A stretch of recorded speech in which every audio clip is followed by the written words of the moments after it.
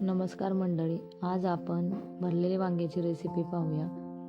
लसूण, मिरची, कोथिंबीरीचे वाटण, खोबऱ्याचा कीस, शेंगदाण्याचा कूट, बारीक कूट, कोथिंबीर,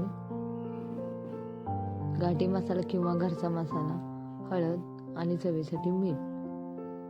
वांगी स्वच्छ अगोदर आपण धुवून घेतलेली आहेत. आता हे सर्व मिश्रण सगळे एकत्र मिक्स करायचे. शेंगदाण्याचा कूट, खोबऱ्याचा खीस, लसूण, मिरची, कोथिंबीरीचे वाटण, घरचा मसाला 1 ते 1.5 चमचा,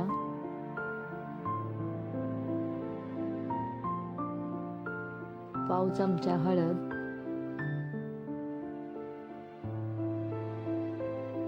चवीपुरते मीठ.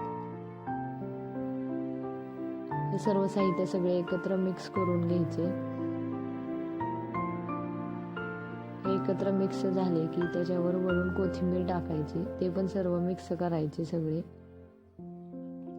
तोपर्यंत आपण एका पातेल्यात पाणी गरम करायला ठेवलेलं आहे. त्यावरती एक चाळण ठेवलेली आहे, त्याला तेल लावलेलं आहे आणि आपण वांग्यामध्ये हे सगळं स्टफ केलेले साहित्य आहे ते आपण भरणार आहोत.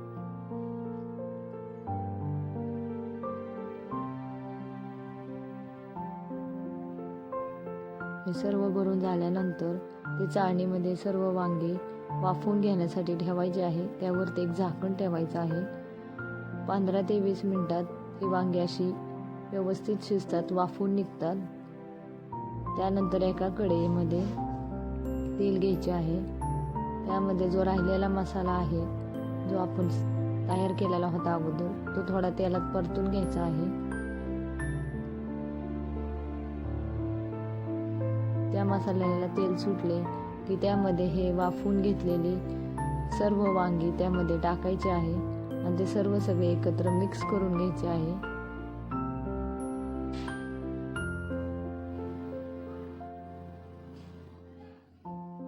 अशा प्रकारे चमचमीत कमी तेलामध्ये खूप छान भाजी, खूप ही वांग्याची भाजी भाकरी बरोबर, चपाती बरोबर, टिफिनसाठी लहान मुलांच्या एकदम चविष्ट आणि खूप छान लागते.